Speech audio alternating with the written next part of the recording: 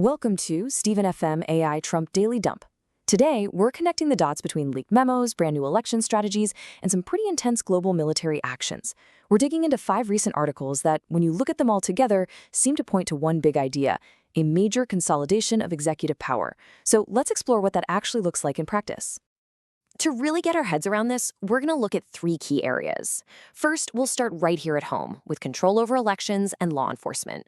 Then, we're going to shift to the information front, who gets to control the story. And finally, we'll zoom out to the world stage to see how a mix of personal diplomacy and military muscle is being used. Okay, Section 1, domestic control. Let's start with the absolute foundation of any democracy, the election process itself. And what the sources say is a new push to assert power over how votes are cast and counted.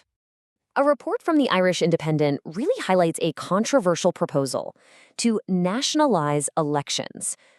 This would essentially be a Republican-led takeover of the local election machinery, which is a huge shift from the way things have always been done by the states. And, as you can probably guess, it's kicked off a massive political firestorm. Now, this slide right here perfectly illustrates the kind of fundamental change we're talking about. On one side, you've got the model we're all familiar with, a decentralized system where states and local officials are in charge of elections. But on the other side, there's this plan to centralize that control, and it's reportedly targeting at least 15 specific locations for what the source is calling a partisan takeover. This isn't just a small tweak, it's a complete structural change. So you might be wondering, how would a shift this big even be enforced? Well, the articles point to a really powerful tool: money. The idea is to potentially withhold hundreds of millions in federal election aid from any states that push back against new rules. It's basically using federal funding as leverage to get them to comply. And this whole theme of centralized control isn't just about the ballot box. It also seems to extend to street-level enforcement. A leaked memo is revealing a pretty significant change in the powers of Immigration and Customs Enforcement, or ICE. So the crucial point here is this brand new definition. Before, warrantless arrests were supposed to be for people who were a real flight risk, but this memo redefines likely to escape to mean pretty much anyone who might not be there when an agent comes back with a warrant. Critics are arguing that this just dramatically expands the power to make arrests without a judge signing off on it. This timeline shows a really rapid escalation. It kicks off with the Supreme Court ruling that weakened protections, and that's immediately followed by this new internal policy. The sources draw a direct line from these policy shifts to some really tragic, real-world consequences, citing the recent shooting deaths of 2 people in Minneapolis by ICE agents. All right, next up, let's look at how information is being managed. And we're going to start with one of the most sensitive and high-profile topics you can imagine: the release of the Jeffrey Epstein files. The way the Epstein files were handled has drawn some intense criticism, and it really centers on a potential conflict of interest. Get this: the person in charge of the release, Deputy Attorney General Todd Blanche, used to be the president's personal criminal defense lawyer.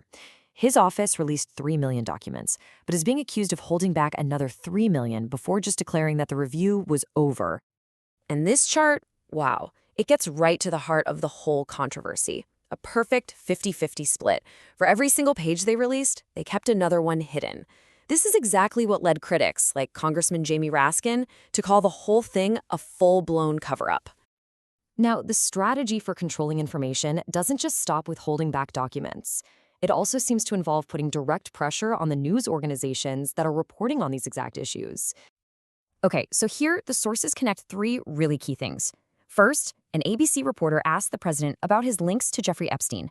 Second, the president publicly threatens the broadcast licenses of ABC and its parent company, Disney. The sources are framing this as a pretty clear act of retaliation. And third, at the very same time, a family-owned golf resort in Ireland reports a 9% jump in profits. It just raises a lot of questions about where political power ends and personal business begins. All right, for our final piece of the puzzle, let's turn to the world stage. The reports here describe a really complex 2-track foreign policy that seems to mix personal diplomacy with very public military threats. The sources are highlighting 2 major international spots where tensions are just incredibly high. You've got a massive Russian aerial assault in Ukraine, and then a direct military face-off between the US and Iran in the Arabian Sea. What's so fascinating is how these events are apparently being handled through 2 very different approaches happening at the exact same time. So on one track, you have this informal shadow diplomacy that's being led by envoys like Jared Kushner, and they're bypassing the traditional State Department channels for direct talks with Russia and Iran. Then, on the other track, you've got straight-up military force, warships moving into position, U.S. jets shooting down an Iranian drone near an aircraft carrier. It's a really complex and, honestly, a sometimes contradictory picture. And the limits of that first track of the personal diplomacy were made painfully clear. A personal request was reportedly made from the president to Vladimir Putin to stop attacks on Ukraine's power grid. Well, it failed to stop a huge assault that left over 1,000 apartment buildings in Kyiv without any heat in freezing temperatures. Okay, so when we step back and look at all 5 of these stories together, from election rules and policing at home to information control and foreign policy, a much broader picture starts to come into focus from the source material. The key takeaway, really, from all these articles is that these are not just a bunch of random, isolated events. No, they're presented as interconnected parts of a single strategy, the centralization of control over the absolute core pillars of democracy, from information and foreign policy to elections and the justice system. And so, that leaves us with the central question posed by the sources themselves. Are we watching the consolidation of absolute power, or are these systems being pushed to a global breaking point? It's the fundamental question that these events are forcing all of us to think about. And that's the latest from Stephen FM AI Trump Daily Dump.